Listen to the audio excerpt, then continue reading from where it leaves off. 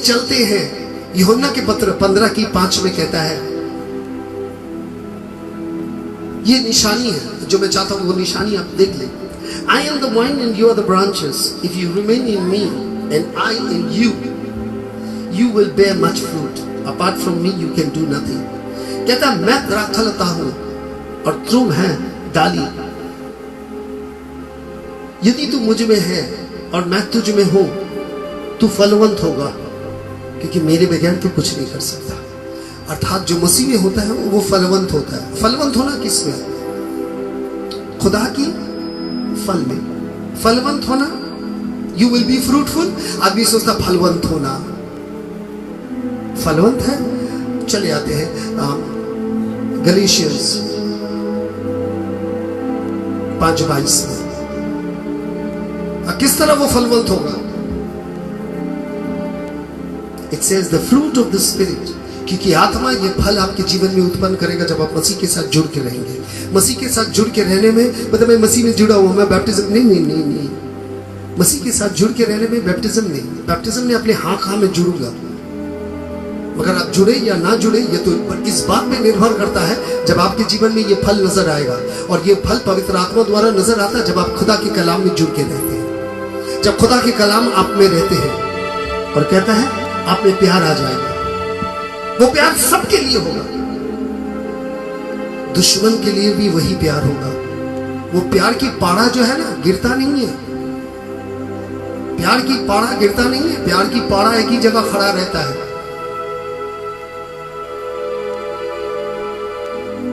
और कहता है शांति, वो हर वक्त शांति कायम करेगा, उलझन पैदा नहीं करेगा।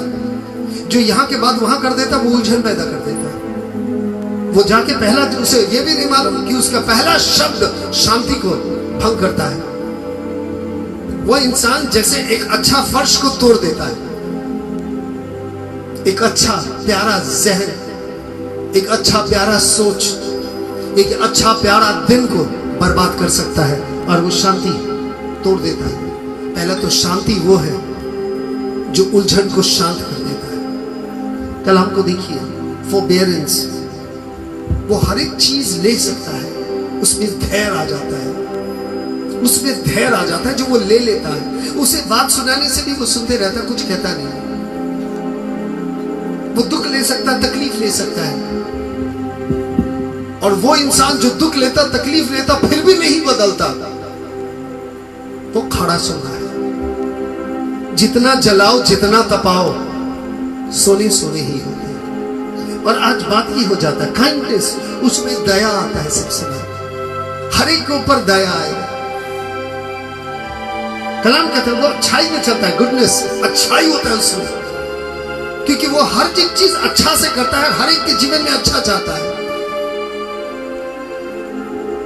कहता है फेथफुलनेस, फेथफुल होने के लिए पहले तो विश्वासी होना जरूरी है। और जो विश्वासी होता है वो विश्वास से काम करता है। उसको विश्वासता जो है वो आगे बढ़ते जाता है, क्योंकि कभी वो विश्वास को तोड़ता नहीं है। फेथफुलनेस, बहुत लोग बहुतों का राज छिपा के रख नहीं पाते। They are not faithful friend. कहता है फेथफुलनेस ये एक चरित्र है जो खुदा के कलाम तैयार कर देता है और फिर वो राज को राज रखता है, लोग का साथ चलता है और खुदा के कलाम को कभी छोड़ता नहीं है। कहता है जेंटलनेस, वो एकदम शांत मिजाज होंगे, शांत मिजाज होंगे, ना लड़ाई ना झगड़ा ना उलझन पैदा करेगा। एंड सेल्फ कंट्रोल, उसके खुद के जीवन में एक स्वयंता होगा। वो सारी चीज को अपने मजबूती से, आत्मसम्मान को भी पकड़ के रख सकता है। उसके अंदर में एक क्षमता होगी जो अपने आप को दायरे में रखता है, खुदा के कलाम के दायरे से बाहर नहीं निकलते। Against such thing there is no law. और जिनमें ये फल है उनमें नियम का कोई जरूरत ही नहीं है, क्योंकि वो नियम को लेके चलता है। और आज भाई और बहनों, फ्रूट ऑफ द स्पिरिट, आत्मिक फल, आप समझ सकते हैं।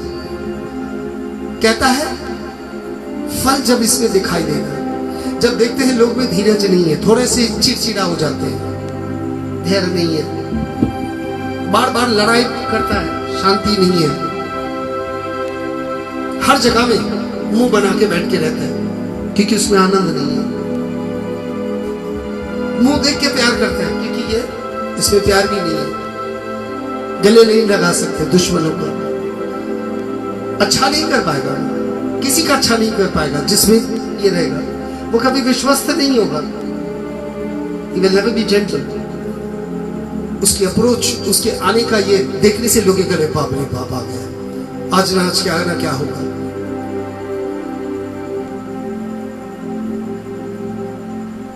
कुछ कुछ बातें जब होते हैं, जैसे बहुत सारी बातें, मैं बहुतों को बातें जानता हूं, तो कभी कभार मैं बात करता हूं, let's just sit and talk. कुछ कुछ लोग होते हैं जिसे शेयर किया जा सकता है, क्या किया जाए इसे लेके कुछ करना चाहिए। और कुछ कुछ लोग होते बहुत डिजिटल भी देख रहे, अच्छा क्या हुआ क्या हुआ, सुनने से बता रही बाप, अभी तो मुंह बंद रखना पड़ेगा ताकि वो ना सुने, क्योंकि अगर वो सुन लिया तो भैया सारा दुनिया जान गया। एकदम बीबीसी न्यूज है, खास खबर है उसके पास, सारे न्यूज का नाम उस पर लगा दीजिए, एकदम न्यूज चैनल है। आज चले आते हैं बेयरिंग फ्रूट, पहले तो ये 9 फल उनमें दिखाई देना चाहिए। कलाम को अगर आप देखते हैं 1 यूहन्ना 2:10, 1 यूहन्ना 2:10, कलाम को देखते जाइए and read it. Anyone who loves their brother and sister lives in the light, and there is nothing in them to make them stumble. But anyone who hates his brother or sister is the one who is in the darkness and walks around in the dark. They do not know where they are going because their darkness has blinded them. कहता है जो भी अपने भाई बहन से प्यार करता है वो ज्योति में रहता है, चाहे वो भाई कैसा हो, चाहे वो बहन कैसा हो, चाहे वो कैसा हो, मगर उसके प्रति आपके प्यार होना जरूरी है। और उसमें कोई अंधकार नहीं है, और इस तरह का इंसान आत्मा में गिरता नहीं है, आत्मा में कभी ठोकर नहीं खाता। यदि अगर कोई अपने भाई से घृणा करे, अपने बहन से घृणा करे, वो अंधकार में है, और वो अंधकार उसे घेर के रखा है, क्योंकि वो ये नहीं जानता वो कहां जा रहा है, क्योंकि अंधकार उसे अंधा कर चुका है। भरा हुआ अंधा लोग, कलीसिया में भरा हुआ, मीटिंग में भरा हुआ, एकदम अंधा, वो सिर्फ अपने आप को लेके चलता है, उसके अंदर भी कुछ नहीं है दूसरों को देने के लिए, सिर्फ नफरत, ईर्ष्या। और आज कलाम को जब हम देखते हैं तो कलाम कहते हैं लव ईच अदर, क्योंकि ये नियम में गिरता है हमारे। यूहन्ना के पत्र जब आप देखते हैं तो यूहन्ना के 8:31, जॉन 8:31 कहता है, to the Jews who have believed in him Jesus said, यहूदी लोग जो मसीह में विश्वास किया, उन्होंने उससे कहा, if you hold on to my teaching you are really my disciple, and then you will know the truth and the truth will set you free. कहता है यदि तू मेरे शिक्षा को पकड़ के रखता है अपने जिंदगी में, क्योंकि शिक्षा को रखना जरूरी है, ये तो बेकाबू हो जाता है, फिसक जाता है। कहता है if you hold on to my teaching you really be my disciple, तब तू सचमुच मेरा चेला है, मेरा चेला। और कहता है यू विल नो, और तू सत्य को जान जाएगा और सब तुझे स्वतंत्र कर देगा। गुनाह से तुम स्वतंत्र हो जाओगे, गुनाह की जंजीर से तुम स्वतंत्र हो जाओगे, तब तुम्हें कोई चीज बंदी नहीं बना सकता। कलाम यही दिखाना चाहता है, तो ताकि हम खुदा की कलामों में चलते जाए, कंटिन्यू, आज कल परसों भर के हर वो आने वाला कल जो हमारी जिंदगी में है वो हम चलते जाए, क्योंकि ये मेरे आचरण में आ जाएगा, ये मेरे स्वभाव हो जाएगा, यही मेरा तरीका है। और फिर उसमें प्रभु ने वो इंसान नजर नहीं आएंगे, यीशु नजर आना शुरू हो जाएंगे। You will always feel like my God I am watching Jesus, oh my God, प्रभु प्रभु लग रहा है, वो हो ही जाएगा वो आचरण, क्योंकि खुदा की आत्मा जो है, the spirit of the Lord, वो उसकी साथ में चलेगा।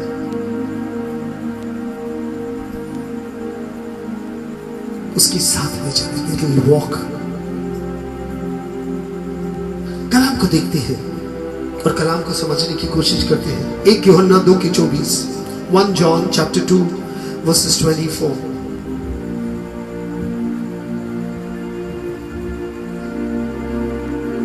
As for you, see that what you have heard from the beginning remain in you। कहता है और तुम्हारे लिए जो तुम पहले से सुनते आ रहे हो, देखना ये तुम में ही रहे शिक्षा। If it does, you will receive, you will remain in the Son and the Father in you। और यदि तू पकड़ के रख सकता वो शिक्षा को पहले से ही, तो तेरे अंदर में पुत्र भी रहेगा, पवित्र आत्मा भी, पिता भी रहेगा। You will have the Son and the Father। ये दो व्यक्ति तो आपके साथ रह जाएगा और ये दो व्यक्ति आपके जीवन में काम करना शुरू कर देंगे। कभी कभार आप समझ नहीं पाएंगे कि खुदा किस तरह काम कर रहा है। How God is working, He works is very in a magnificent way, very powerfully।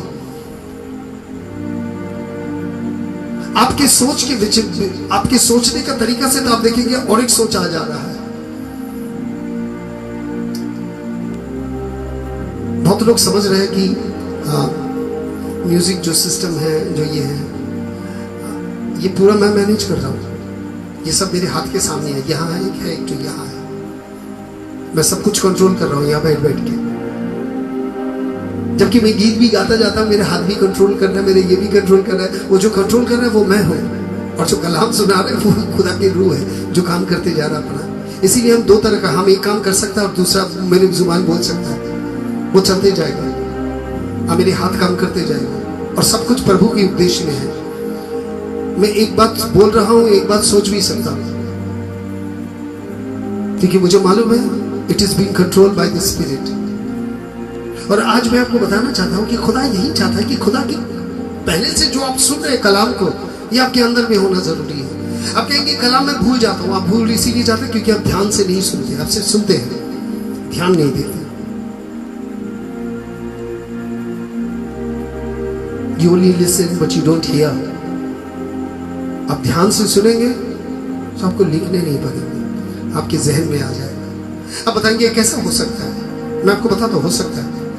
Focus होना जरूरी है, फोकस होना जरूरी है। और फोकस होने के लिए आंख के लिए नहीं, जहन ले लीजिए, याद कीजिए जब आपके दोस्त के साथ आपके झगड़े हुए थे, बातों ही बातों में आपने कितनी झगड़ा किया, कितनी बात किया, और हाई स्पीड में जब झगड़ा करते आहिस्ता आहिस्ता नहीं करते। तूने मुझे कहा, ऐसा नहीं करते, तूने मुझे कहा, ये शब्द है कहने का। मैं तुझे मार के बर्बाद कर दूंगा, चुन चुन के मारूंगा, ये शब्द नहीं होते। मैं तुझे मार के बर्बाद कर दूंगा, चुन चुन के मारूंगा, ये शब्द होते हैं। कितनी स्पीड! याद कीजिए 10 साल आगे जो झगड़ा किया था, आप एक शब्द नहीं बोला, इतनी स्पीड में, इतनी जल्दी में बातें हुआ, मगर एक शब्द आपने नहीं बोला। आज तक आपके जहन में है क्योंकि आपने बड़े ध्यान से सुन लिया था। बड़े ध्यान से हम सब कुछ जो सुन लेते हैं वो सालों साल, सदियों बीत जाता है, मगर भूलता नहीं हूं। कलाम भी जब आप बहुत सहन से सुनेंगे, शरीर छोड़ देगा, रूह नहीं भूलेगा, क्योंकि वो रूह के जहन में बैठ चुका है, अगर ध्यान से आप सुन लेते। मैं आपको एक छोटा सा ही एग्जाम्पल दिया, an example I had to act it out. क्या करें, नहीं तो आप समझ नहीं पाते, क्योंकि जब खुदा बोलता है और वही बात को खुदा की रूह जब दोबारा याद दिलाता है, तो यहां किसी के खादिम के द्वारा वो बोलता है अपने कलाम को, और वहां खुदा की रूह आपके जहन में लिखते जाता है, वो आप कभी नहीं भूलेंगे। You will never forget the word। कलाम को जब देखते हैं, 2 यूहन्ना 9। Anyone who runs ahead and does not continue in the teaching of Christ does not have God। Whoever continues in the teaching has both the Father and Son। कहता है जो भी कोई दौड़ता है मसीह में दौड़ता है, विश्वास में दौड़ता है, जो विश्वास में दौड़ता है उसे मसीह की शिक्षा लेके ही दौड़ना पड़ेगा जिंदगी में। और जो मसीह की शिक्षा लेके जिंदगी में दौड़ता है, पुत्र भी उसके साथ है और पिता भी उसके साथ है। और आज शब्द यही है, क्या हम कलाम लेके चल रहे हैं? क्योंकि खुदा ने हमें पुकारा है इसी बात के लिए। और आज खुदा आपको आशीष दे, अपने आशीषों में भर के रखे, बल्कि कि खुदा की आशीष हर पल आपके साथ चले, ताकि हम सब मिलकर खुदा को धन्यवाद दे पाए, स्तुति आराधना कर पाए खुदा की, और ये बता पाए कि खुदा मेरे मालिक, मेरे तेरी दया जीवन से उत्तम है। आज हम सब पर दया कर, हम सब पर कृपा कर, हम सब पर अपनी आशीष के हाथ रख दे, ताकि हम तुझे हर पल धन्यवाद दे पाए, तेरी आराधना कर पाए, तेरी स्तुति कर पाए। ये प्रार्थना यीशु मसीह के नाम से चाहता हूं मेरे पिता। इस प्रार्थना को तू स्वीकार कर, ग्रहण कर। आमीन। भाई बहनों,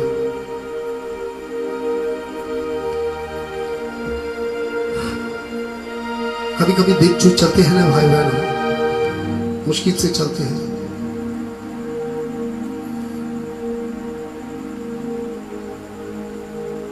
ये मुश्किल वो पैसे वाली मुश्किल नहीं है। आज को केरला से फोटो भेजा है मेरी बहन की अंतिम क्रिया की, वीडियो मेरे पास भेजा है।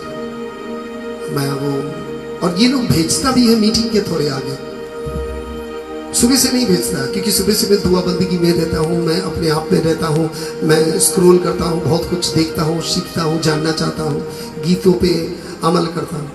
जब भी मीटिंग के आगे आएंगे तभी ये सब खबर आता है। अंतिम क्रिया मैं देख पाया और उन्होंने वीडियो भेजा। मैं देख रहा था, मेरा थोड़ा दुखी हो गया। मुझसे छोटी है 5-6 दिन के लिए, मगर दुख लगता है। मगर ये दुख मेरी आराधना हो सकता है, मेरा दुख प्रभु के उद्देश्य में हो सकता है। क्योंकि अगर आज कुछ है तो टूटे हुए दिल ही जो परमेश्वर चाहता है, और हम उसी चीज को परमेश्वर के पास दे रहे हैं। आज मैं अपने दर्द को और अपनी बहन को भी, चाचा की लड़की को, मैं समर्पण कर रहा हूं प्रभु में। I'm surrendering it to the Lord.